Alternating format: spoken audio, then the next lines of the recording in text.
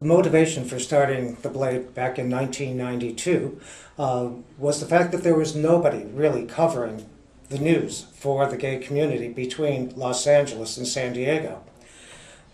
I just thought this was a no-brainer. However, investigating that other people had come in and tried and met with dismal failure, everybody told me there wouldn't be support, we wouldn't be getting any advertisers. We were in the midst of a recession. And I just, for some reason, it was in my bones that this was something I had to do. And I had a very successful private practice in doing psychotherapy and decided to give that up, to take my whatever I had in my retirement and pop into it and work 22 hours a day. And sure enough, the advertisers came on board. We got some great publicity. It just was an exciting time. The very first issue, we were in the red. We had a profit, the first issue out. And it was like that for almost 20 years. And let's see, what else can I say? Yeah, the other interesting thing is we thought we would get a lot of trouble from the religious right because they were in our front yard, not in our backyard in Orange County. Plus, Orange County was one of the most, and still probably is, one of the most conservative counties in the nation. So we were up against a lot of odds, and I think we just shined, and nobody gave us any trouble, not even the religious right. So they always said to us that at least we presented their issues honestly, which was no big deal. We could do that.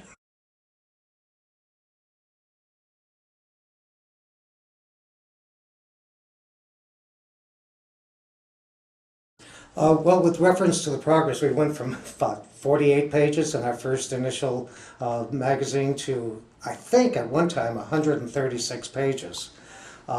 We came up with a theme of national issues, local focus, and we never strayed far from that, and always adding more and more departments, busting a whole series of stereotypes, which was another favorite thing we loved to do, was to bust all these stereotypes out there. It was we were really lucky also having great writers to basically contribute to a lot of these things. I'm trying to think some of the other things. We were also very conscious of all the nonprofits, and I think without us, a lot of them would have struggled for survival. So we added a lot of oomph to their organizations by covering them, by being there, by supporting them. And let's see, I'm trying to think of some of the other progress. I mean, it's hard to sit back over 20 years and say where all the progress was, but we did, like I said, we did add department after department, one of them being, strangely enough, the churches were some of the first ones to come on board. We had the largest spirituality column, and probably, I think, almost the only one of any gay publication out there. In addition to that, we had a sports section, but it wasn't a sports section about the non-gay community, it was about the gay community. And boy, were we involved in Orange County and Long Beach in all types of sports. And a lot of those athletes came out to us, and some of them we put on our front cover. Let's see, there was one other issue there. Oh yeah, we were also, I believe, one of the first, if not the first magazine to be inclusive, gay, lesbian, bisexual, and transgender. And we always approach those, and especially the gay lesbian one, we always balance that out. And a lot of times women would come up to us at the festivals and say they found more information in our magazine than some other ones. So it was really good. That's it.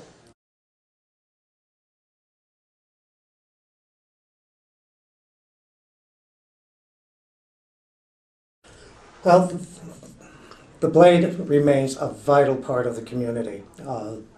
There is a lot of work yet to be done. We need to continue to show the face of excellent role models from every segment of our society.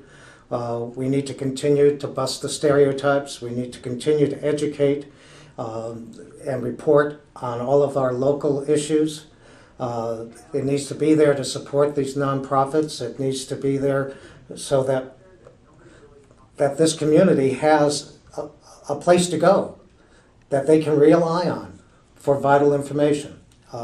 It's a wonderful educational tool. It's great for entertainment. Everybody out there should be really proud of it. You can change the look of the blade, but its mission should not ever be tampered with. Don't lose your focus.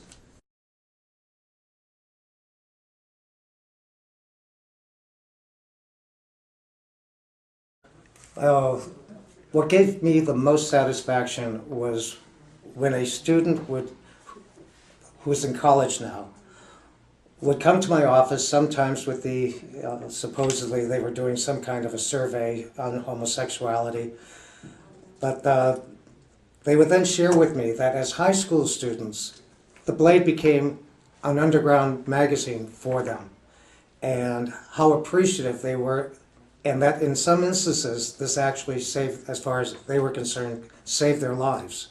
That there were resources, there were other people, like they didn't feel as alone. That made it all worthwhile right there. I think the other satisfaction was seeing how hard our writers and all of the staff come together. It was, they get paid so little and do so much, everybody. And I think everybody associated with the Blade has always been proud of what we put out. I have a real personal message I'd like to send out to everyone that's been involved with the Blade over these last 20 years. I couldn't have done it without a lot of you. You've been a part of history. You've been part of a monthly miracle. Every month to me it was a miracle getting this magazine out. And you writers, I've said so many times, you've worked so hard for so little, and you're so good at what you do. Our distributors, without you providing space for us to get this information out, where would we be? You're so generous to us over these 20 years. Our advertisers, through highs and lows, some have been with us for 20 years in support of us, never turning their back on us. And the gratitude I have for that. Our printers, in 1992, we had difficulty finding a printer that would print our magazine because of this being a gay magazine. So kudos to our printers, to our support staff, the art department, all of you. Imaginative as all hell. And let's see, who else? The readers, of course. Without you, where would we be? And your loyalty over these last 20 years sits in my heart deeply.